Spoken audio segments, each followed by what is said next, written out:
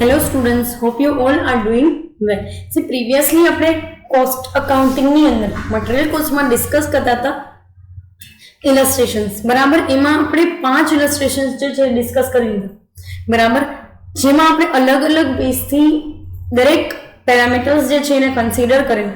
એવી વસ્તુઓ પણ જોઈ કે જે અલ્ટિમેટલી તમારે નીડેડ નથી હોતી પર્ટિક્યુલરલી સમને કેલ્ક્યુલેટ કરવા માટે, but it is part of your working note બરાબર, કે જેમાં તમારે એક્સ્ટ્રા એફર્ટ્સ થોડાક મૂકવા પડે. ફાઇન, પણ હા પહેલા પણ મેં તમને કીધું હતું ને ફરી પાછું કહું છું કે બહુ ઇઝી ચેપ્ટર છે.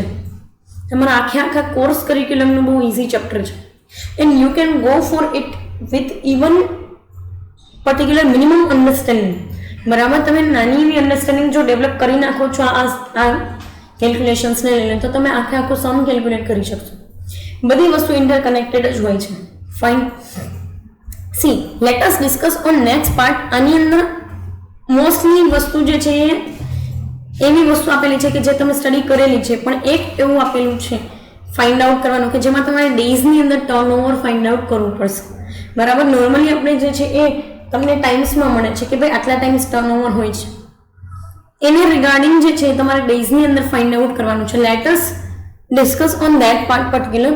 શું કહે છે તો કે the following information is available in respect of material x for the year 2003 બરાબર. 2003 ના વર્ષ માટે એક્સ મટીરિયલની ઇન્ફોર્મેશન તમને આપેલી છે. ઓપનિંગ સ્ટોક આપ્યો છે 7500, પરચેઝીસ આપેલી છે 65000ની 65000, ક્લોઝિંગ સ્ટોક આપ્યો છે 12500. Calculate the value of material consumed, value of average stock, material turnover ratio and material turnover in days બરાબર. આટલી વસ્તુઓ તમને આપેલી છે જેમાંથી value of material consume find out કરેલી છે આપણે પ્રીવિયસલી, એવરેજ સ્ટોક પણ ફાઇન્ડ આઉટ કરેલો છે, મટીરિયલ ટર્નઓવર રેશિયો પણ ફાઇન્ડ આઉટ કરેલો છે. Now we have to find it out the next item that is named as material turnover in days. તો નવીન વસ્તુ આ સમની અંદરથી શું શીખવા મળશે તો કે ડેઝની અંદર કેવી રીતે ટર્નઓવર જે છે ફાઇન્ડ આઉટ કરવું, અને એનો તમને મિનિંગ પણ સમજાવીશ કે ટર્નઓવર ફાઇન્ડ આઉટ કર્યા પછી એકચ્યુઅલ મિનિંગ એનો શું થાય છે. Right, late us find it out. બહુ કોમન વસ્તુ છે. Material consume is equal two opening plus closing, sorry opening plus purchase minus closing બરાબર. ઓપનિંગ તમને આપેલું છે 7500, પરચેઝ આપેલું છે 65000, માઇનસ ક્લોઝિંગ સ્ટોક આપેલું છે 12500. Fine, which you have to find it out particular manner ની અંદર 65000 plus 7500 stands for the 72500. Fine, એમાંથી તમારે 12500 બાદ કરવાના છે તો 60000 તમને જે છે એ પર્ટિક્યુલર તમને મળશે. Yes or no? 7500 plus 65000 minus 12500 is equal to 60000. આટલી વસ્તુઓ તમને મળી. ફાઇન, આ હતું value of material consume. Next તમને કીધું છે value of average stock. Average stock stands for the opening stock plus closing stock divided by 2 બરાબર. ઓપનિંગ પ્લસ ક્લોઝિંગ જે છે એને ભાઈ તમે 2 કરશો તો તમને મળી છે. સાવ આસાન વસ્તુ છે. એવરેજ સ્ટોક તો જાણીએ છીએ, opening plus closing minus divided by 2 બરાબર. તો ઓપનિંગ સ્ટોક તમને આપ્યો છે 7500, ક્લોઝિંગ આપેલો છે 12500. ઓબ્વિયસલી 7500 પ્લસ 12500 એટલે 20000 એને divided by 2 whereby you can get the average stock of 10000 બરાબર, કે જ્યાં તમને 10000 રૂપિયાનો એવરેજ સ્ટોક મળે છે. નેક્સ્ટ તમને આપેલું છે મટીરિયલ ટર્નઓવર રેશિયો, મીન્સ કે ઇન્વેન્ટરી ટર્નઓવર રેશિયો અને material turnover ratio whatever the thing બરાબર. ઇન્વેન્ટરી અલ્ટિમેટલી તમે ફિનિશ સ્ટોકને ટ્રીટ કરો છો, મટીરિયલની અંદર જો કીધું હોય તો મટીરિયલને લેવાનું છે. અહીંયા તો તમને ઇન્વેન્ટરી કોઈ આપેલી છે નહીં. So it will be the material cost or material items બરાબર. સો મટીરિયલ ટર્નઓવર રેશિયોને ફાઇન્ડ આઉટ કરીએ. Material consume during the period divided by average stock of the period. Material consume આપણે ફાઇન્ડ આઉટ કર્યું, કેટલું આવ્યું તો કે 60000 બરાબર. અને એવરેજ સ્ટોક જે છે એ કેટલો આવેલો છે એ પીરિયડ માટે તો કે 10000. 60000 divided by 10000 is equal to 6. So તમને મટીરિયલ ટર્નઓવર રેશિયો જે છે એ 6 ટાઈમ્સ મળેલો છે. Yes or no? ફાઇન. સો આના બેસિસ ઉપરથી આપણે ડેઝની અંદર ફાઇન્ડ આઉટ કરી શકીએ ટર્નઓવર. હા, આમ જોવા જાવ ને તો તમને એવું ફીલ થતું હશે કે ખાલી આ ટર્નઓવર ડેઝની અંદર ફાઇન્ડ આઉટ કરવા આપણે ઉપરના બધા કેલ્ક્યુલેશન કરેલા છે. યસ ઓર નો? આ વસ્તુ જો આપણી પાસે ડિરેક્ટલી અવેલેબલ હોય તો થઈ જાય. ફાઇન, but directly available નથી. That's why we have to go for it બરાબર. સો આપણે દરેક વસ્તુ ફાઇનલ. અને આમ પણ તમને ઇન્ફોર્મેશનની અંદર કીધેલું છે કે calculate material consume average stock turnover ratio and turnover in days. Fine. So we will particularly go for it. So material turnover ડેઝની અંદર ફાઇન્ડ આઉટ કરવાનું કે ડેઝ ડ્યુરિંગ ધી પીરિયડ. એક આખા વર્ષના દિવસો કેટલા હોય તો કે 365. હા પ્લીઝ કોઈ મને એવી આર્ગ્યુમેન્ટ નહીં કરતા કે મેડમ 366 દિવસ હોય એ વર્ષનું શું કરવાનું. એ વર્ષ જે છે ને એ એક્સેપ્શનલ કેસ હોય છે અને એ 3-4 વર્ષે આવે. ફાઇન. સો ત્યારે એ વસ્તુને જે છે તમે જુઓ છો. તો પ્લીઝ મને કોઈ એવી આર્ગ્યુમેન્ટ નહીં કરતા કે મેડમ એનું શું કરવાનું. નોર્મલ ડેઝ લેવાના હોય 365 ડેઝ. અને આમ બી એ જે કોઈ બી વર્ષની અંદર 366 ડેઝ આવતા હોય છે પર્ટિક્યુલર એ વર્ષ જે છે એને તમે ક્યાંય સ્ટાન્ડર્ડની અંદર લેતા નથી. બરાબર. તમારે ગમે તે ઓફિશિયલ ડેટા જોવો હોય ને તો એ જોઈ લેજો. Fine. So it is not the measurement of standardized things. So 365 divided by 6, so 61 days. કહેવાનું તાત્પર્ય એટલું છે કે material turnover in days 61 days. It means કે તમે આખા વર્ષની અંદર દર 61 દિવસે જે છે એ ઇન્વેન્ટરી જે છે એને આખી મૂવ આઉટ કરો છો. બરાબર. દર 61 days એટલે અપ્રોક્સિમેટલી દર 2 મહિને. આનો સીધો સાદો મતલબ એવો થાય કે દર 2 મહિને. 1 મહિનાના 30 દિવસ ગણી લઈએ તો 60 ને 61 દિવસ.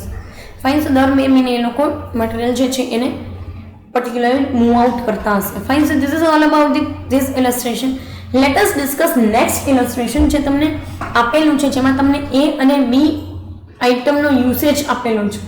પણ હા આમાં દરેક વસ્તુ જે છે એનો યુસેજ વીક વાઇઝ આપેલો છે. પ્રીવિયસલી કેમ તમને ડેઝ વાઇઝ આપતા હતા, આમાં વીક્સ પ્રમાણે આપેલું છે. કેટલા અઠવાડિયાઓ જે છે ને એ લીધેલા છે. ઓબ્વિયસલી પર્ટિક્યુલરલી તમને ડે વાઇઝ જે છે એ મટીરિયલનો યુસેજ પણ આપેલો છે અને ટાઈમ પણ દરેક વસ્તુનો રીઓર્ડરિંગ હોય કે મેક્સિમમ લેવલ માટેનો કે કોઈ બી બીજી વસ્તુ માટેનો એ ટાઈમ પીરિયડ પણ તમને વીક્સની અંદર જ આપેલો છે. ફાઇન. તમને આની અંદર બે વસ્તુ આઇટમ આપેલી છે જે એ અને બી છે. we will find out everything for both the items. બરાબર. આપણે દરેક વસ્તુ જે છે બંને આઇટમ્સ માટે ફાઇન્ડ આઉટ કરશું. ફાઇન્ડ આઉટ તો ખાલી 3 જ વસ્તુ કરવાની છે. Ordering level, minimum and maximum. Fine. But હા વીક્સની અંદર આપેલું છે એટલે કે અઠવાડિયાઓની અંદર આપેલું છે. સો એ પ્રમાણે આપણે એની ટ્રીટમેન્ટ આપશું. કોઈ રોકેટ સાયન્સ છે નહીં. તમને એમ થતું હોય કે મેડમ આને કાઉન્ટ કેવી રીતે કરું તો શું આપણે વીકને ડેઝની અંદર કન્વર્ટ કરવાના? ના. કોઈ પણ પ્રકારની માથાજીક કરવાની હોય નહીં. હા આગળ જો આપણે પોસિબલી એવી કોઈ વસ્તુ આવશે કે જ્યાં તમારે એક વસ્તુ તમને ડેઝની અંદર આપેલી છે ને બીજી તમને વીક્સની અંદર આપેલી છે, then we have to find out, then we have to convert this week data into days. તો પછી આપણે વીક ડેટાને ડેઝની અંદર કન્વર્ટ કરવા પડે કે ભાઈ 4 અઠવાડિયાનો સીધો સાદો મતલબ થતો હોય છે કે 1 મહિનાનો ટાઈમ પીરિયડ અને 6 અઠવાડિયાનો સીધો સાદો મતલબ થાય છે કે મોર દેન the particularly 1 month or we can say that 1.5 month. Fine. So એ પ્રમાણે આપણે જશું. 6 અઠવાડિયા એટલે ઓબ્વિયસલી 1.5 મહિના જેવું થાય. બરાબર. 4 અઠવાડિયા જો 2 મહિના, 4 અઠવાડિયા 1 મહિનો થાય તો 6 અઠવાડિયા 1.5 મહિના જેવું થાય. પણ એ ત્યારે આપણે કરશું કે જ્યારે આપણને કન્વર્ટ કરવાનું એવું કીધેલું હોય.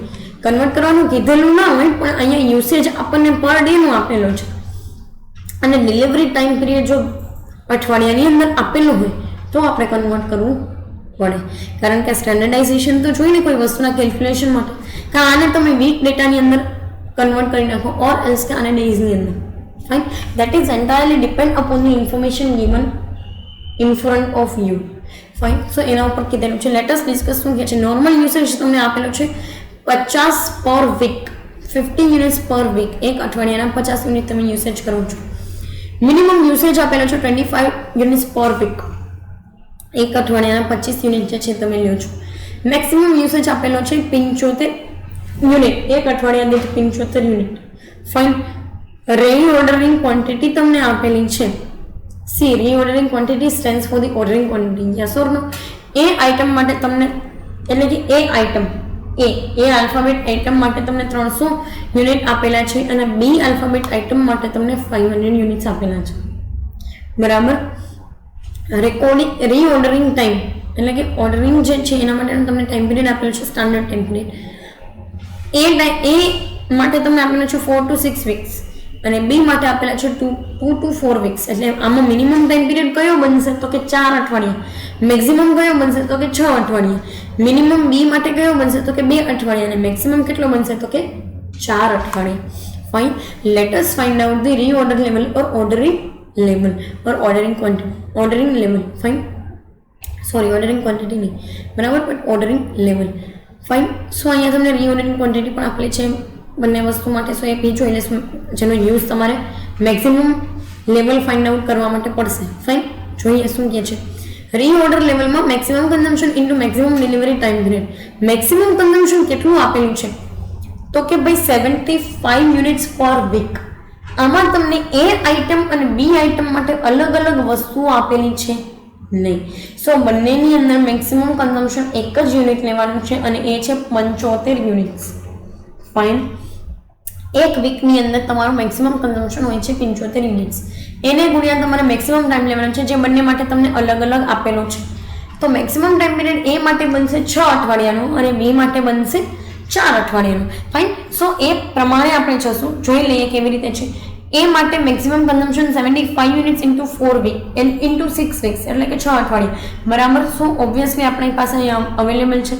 સો 75 into 6 is equal two 450 units. Fine. 75 ગુણ્યા 6 અઠવાડિયાનો ટાઈમ પીરિયડ છે તમને આપેલું છે. આઇટમ બી માટે તમને કીધું છે 75 યુનિટ્સ, 75 ગુણ્યા 4 અઠવાડિયા, બરાબર. તો સિમ્પલેસ્ટ મેનરની અંદર ઓબ્વિયસલી અહીંયા 4 તમારો મેક્સિમમ ટાઈમ પીરિયડ બનશે, મેક્સિમમ ડિલિવરી ટાઈમ પીરિયડ બી માટે, બરાબર. જ્યારે બી માટે કોઈ યુનિટ્સ સેપરેટલી આપેલા નથી. So we will treat this 75 units as per the maximum standard for both the items. Fine. આપણે બંને આઇટમ્સ માટે એ જ વસ્તુને ટ્રીટ કરશું. સો 75 ઇન્ટુ 4 વીક્સ 300 યુનિટ્સ, બરાબર. બંને માટે તમને ઓર્ડરિંગ લેવલ મળી ગયું, which we have to use in the finding out minimum level and maximum level. Yes or no? Fine. So let us particularly focus on that part. Minimum level is equal to ordering level minus normal consumption into normal delivery time. Average આપેલું છે નહીં. So we will consider particularly normal thing. Normal થિંગમાં B તમને જો બે વસ્તુ માટેનો time period આપેલો હોય તો લેવાનું હોય, પણ આની અંદર તો તમને સિમ્પલ જે છે એ આપી દીધેલું છે, બરાબર. So we are going to find it out the average of it, બરાબર. જેમાં નોર્મલ ડિલિવરી ટાઈમમાં એ માટેની એવરેજ બનશે 4 + 6 અઠવાડિયા, તો 6 + 4 10 ડિવાઇડેડ બાય 2 તો 5 weeks. Yes or no? 5 weeks normal delivery time period બનશે. જ્યારે બી માટે 4 + 2 6 ડિવાઇડેડ બાય 2 તો 3 વીક્સ. ફાઇન. નોર્મલ કન્ઝમ્પશન જે છે તમને અહીંયા આપી દીધેલું છે 50 યુનિટ નોર્મલ યુસેજ લિમિટ. સો બંને માટે સેમ જ વસ્તુ ટ્રીટ કરશું એ અને બી માટે. Fine. Let us find out the minimum level. Minimum level find out કરીએ કેવી રીતે હોય છે તો કે ordering level minus normal consumption into normal delivery time. C આ વસ્તુ જો તમને અહીંયા યાદ નથી રહી તો તમારી બુકની અંદર ગમે ત્યાં ઇલસ્ટ્રેશન નંબર 7 કરી અને આ વસ્તુ માટે તમે normal delivery time find out કરી શકો છો. કેવી રીતે તો કે 4 અઠવાડિયા પ્લસ 6 અઠવાડિયા, 4 + 6 વીક્સ ડિવાઇડેડ બાય 2 તો 5, બરાબર. 10 ભાગ્યા 2 તો 5 અને અહીંયા સિમિલરલી એ જ વેથી જશું 4 + 2 6 ડિવાઇડેડ બાય 2 તો 3 weeks. Fine. So you can find it out according to this kind of data, this kind of method. Fine. Let us do it. Ordering level આપ્યું છે. ઓર્ડરિંગ લેવલ આપણને એ માટે મળ્યું છે 450 યુનિટ. નોર્મલ કન્ઝમ્પશન તો આપી દીધું છે 50. Yes or no? So 50 units into 5 55 ને 25 250 યુનિટ. 450 માંથી 250 ગયા તો 200 યુનિટ. ધેટ્સ ઇટ, બરાબર. 450 યુનિટ આપણને એ માટે મળ્યા હતા ઓર્ડરિંગ લેવલના. ફાઇન. સો એ પ્રમાણે જશું. બી માટે ઓર્ડરિંગ લેવલના મળ્યા છે 300 unit. Fine. So 300 units minus 50 units into 3. So 300 minus 150 units is equal to 150 units minimum level. મળી ગયું. બહુ જ એટલે બહુ જ ઇઝી એવી વસ્તુ છે. પ્લીઝ થોડીક પ્રેક્ટિસ કરશો તો આસાનીથી 15 માર્ક રોકડા છે આની અંદર. આવું તમને ખબર છે કે હું કહેતી નથી કે ઓછી પ્રેક્ટિસ કરશો તો ચાલશે, બટ આના માટે શું કામ કહું છું કારણ કે નોર્મલ એવી અન્ડરસ્ટેન્ડિંગ ડેવલપ કરીને મળી શકે છે રિઝલ્ટ, બરાબર. શું 300 માઇનસ 150 તો 150 યુનિટ છે તમને મિનિમમ લેવલ મળ્યું. Late us find it out the maximum level. Maximum લેવલની અંદર તમને કીધું છે ordering level minus minimum consumption of minimum delivery time period. તો મિનિમમ કન્ઝમ્પશન અહીંયા અવેલેબલ છે કે જેનો યુસેજ આપણે અહીંયા કરવાનું હોય, અને મિનિમમ ડિલિવરી ટાઈમ પીરિયડ બંને માટે અલગ અલગ બનશે, બરાબર. કારણ કે આના માટે 4 અઠવાડિયા મિનિમમ ટાઈમ પીરિયડ છે, તો આના માટે 2 અઠવાડિયા મિનિમમ ટાઈમ પીરિયડ છે. Yes or no? સો બંને માટે મિનિમમ ટાઈમ પીરિયડ અલગ, અને સાથે બંનેની ઓર્ડરિંગ ક્વોન્ટિટી પણ અલગ અલગ તમને આપેલી છે. અહીંયા જુઓ, એક માટે તમને 300 યુનિટ આપેલી છે, બીજા માટે 500 યુનિટ આપેલી છે. સો એ પ્રમાણે આપણે ટ્રીટમેન્ટ આપશું. Let us put the values of given information into formula. Ordering level A માટે બને છે 450. જો અહીંયા આપેલું છે, આપણે ફાઇન્ડ આઉટ કરેલું છે. યસ, 450. મિનિમમ કન્ઝમ્પશન આપેલું છે 25 યુનિટનું. અહીંયા યુ કેન સી હિયર, બરાબર. And particularly minimum delivery time period A માટે તમને અહીંયા મળશે 4 અઠવાડિયાનું. You can see here. Fine, you have to refer this 4 weeks, બરાબર. So 25 units into 4 weeks, so it will particularly become 100 for you plus 300 units. જે ordering quantity છે એ માટે તમને આપેલ છે 300 units. Fine. So you can go for it 450 minus 100 plus 300, 650 units.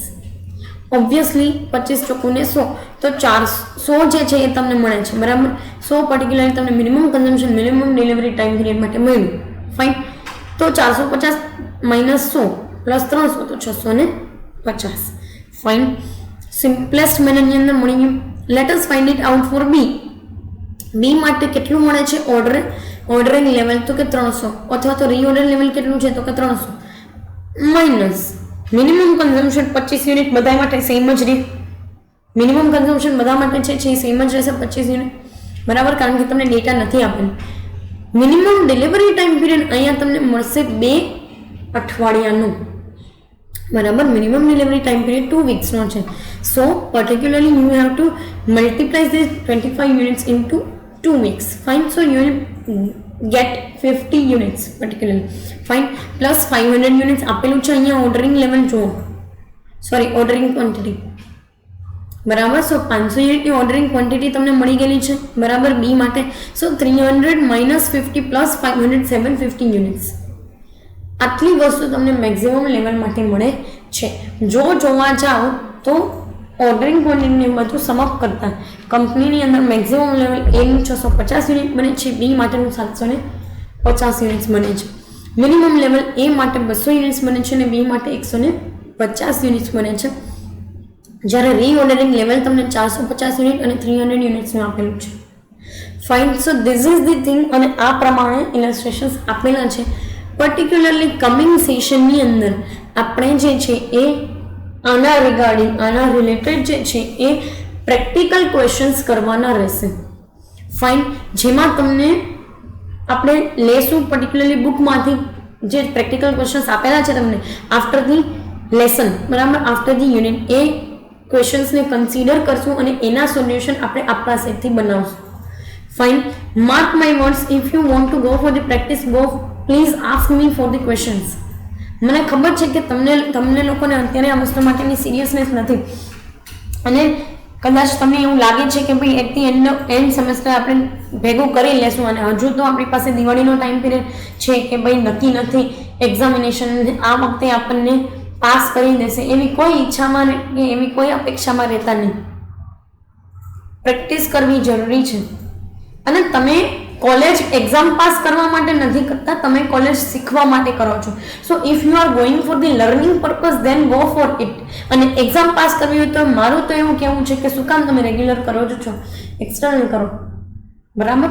So better છે કે if you are doing this kind of things regularly then go for some of the other type of practices. તમે learning પર્પઝથી college કરો છો એ વસ્તુ મગજમાંથી કાઢી નાખો કે તમે એક્ઝામ પાસ કરવા કરો છો કોલેજ, ફાઇન, કે ડિગ્રી લેવા કરો છો. મેં ઘણા એવા લોકો જોયા છે કે જે ડિગ્રી લઈને બજારમાં આટા મારતા હોય છે, કાંઈ કરતા હોતા નથી. Fine. So don't go for this, go for the learning purpose. And if you want practical questions then we can meet also for it. Fine. So this is all about the illustrations. Particular coming સેશનની અંદર practical questions માટે focus કરશું. અત્યારે અહીંયા સુધી રાખીએ.